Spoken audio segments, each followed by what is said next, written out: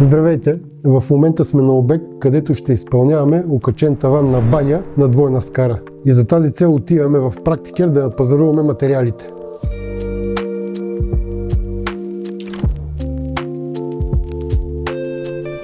Това, което ще ми е необходимо, ще използвам гипсокартон Knauf 2 на 1,20, зелен, влагоустойчив. Шумоизолационна лента за монтаж на УД профилите към стената на 3 см. Следващото, което е необходимо, УД профили за монтаж към стената.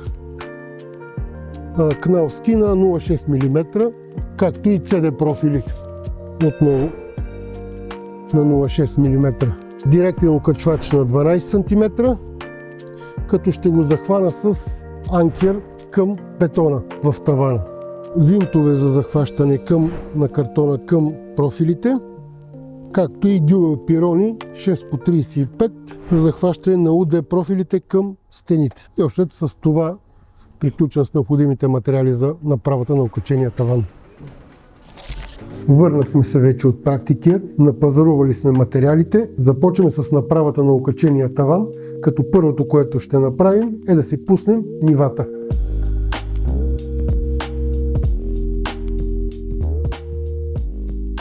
След като сме взели нивата вече, е момента, в който трябва да се монтират удетата по страничните стени. И сега вземем размера на самите удета. След като Любо е взел размера на УД профилите, ги реже с тази специална ножица за ламарина и тук може да го видите как огъва един УД профил по външния ръб и тук слага шумоизолационна лента и ги закрепва за стената с винтове. Тъй като е картон, нямаме отдолу профил и слагам с 35 мм винт, който го кръстосвам двата един към друг. Ако знаем в началото нивото, можем да си заложим отдолу и CD профил. Разстоянието, при което ги монтираме, е около 3 см. Шумоизолационната лента е най-важна, когато е при бетон заради вибрации. А освен това, ако профилите не са качествени, биха могли да ръждясат. В случая не е 100% задължителна, отделяме от гипсокартон. Но където имаме бетон на стени и на мазилка, хубаво да си заложим.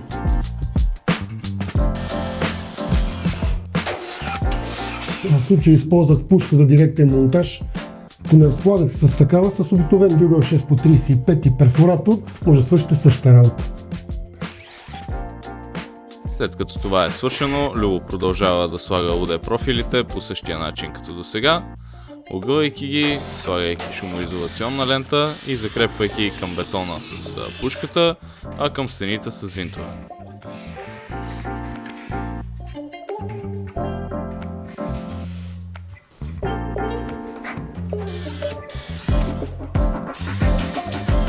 До монтажа директно в гипсокартон без профил отдолу, двата винта, които са 35 мм, се кръстосват леко. По този начин, дори да се малко обруши конструкцията на самия картон, се запазва здравината на закрепване. Монтирахме УД профилите към стените и следващия етап е, тъй като правим двойна скара, да монтираме носещите CD профили. Тях ще ги направим на по 30 см от двете стени, като през 70 см ще ги захвана с анкер, директните окачвачи към тавана. Много е важно тук да бъде анкер, тъй като трябва да се хване в здрава основа. Мазилката не е такава. В случай, ако имаме мазилка, би било хубаво да поне 6 см, за да сме сигурни, че ще захванем и в бетона. А на нас ни е директно бетон, така че и 4 см е достатъчен да влезем с анкера.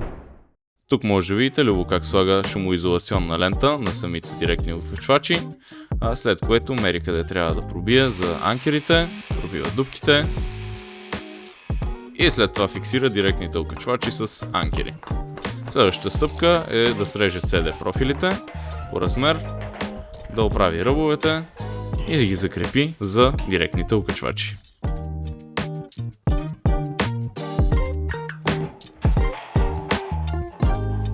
За нивелиране на CD профилите, носещите, използвам магнит за бърз монтаж.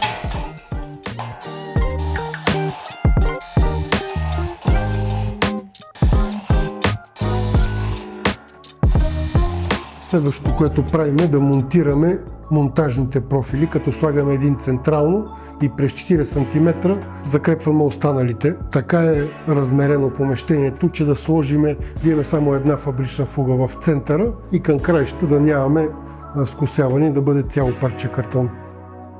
Следващата стъпка е рязане на останалите CD профили, на които всъщност ще бъде хванат гипсокартонът по размер, с същите ножици за ламарина, и след това оправяне отново на ръбовете и изгъване по този начин, за да влизат по-лесно. Сега ще ви покажа как се прави монтаж на кръстовидна връзка за две нива с Hardfix.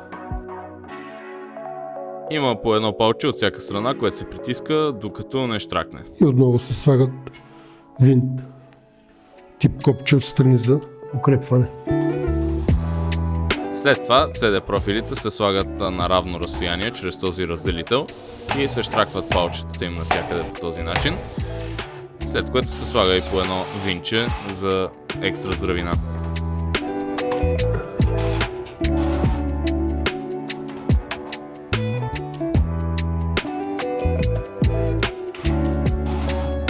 След като инсталирахме монтажните профили на гипсокартона, с това вече конструкцията е напълно готова. Следва монтаж на вата минерална и затваряне с гипсокартонени плоскости. При работа с вата хубаво би било да ползвате маска, защото се разпрашава и цялото това нещо влиза в дробовете. Ватата се реже по размер, след което се слага отгоре над профилите. Много е важно да се уплътни навсякъде и, както каза Любо, наистина е задължително да сте с маска, за да не дишате тези неща, които падат от нея. Ватата е вече монтирана на тавана, остава да се сложи и гипсокартона, като така е оразмерен, че да има една фабрична фуга в средата. След като са взети размерите от тавана, гипсокартона се отбелязва къде трябва да се среже, след което можете само с макетен нож да го срежете от едната страна, чупите и после срязвате и от другата страна. След това може да се зашлайфа по ето този начин.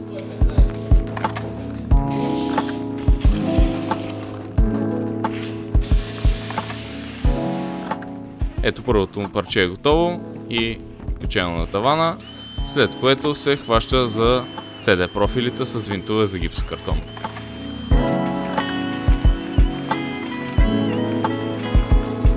Второто парче гипсокартон по същия начин като първото. Първо се отбелязва, после се реже с макетния нож, чупи се и се реже и от другата страна.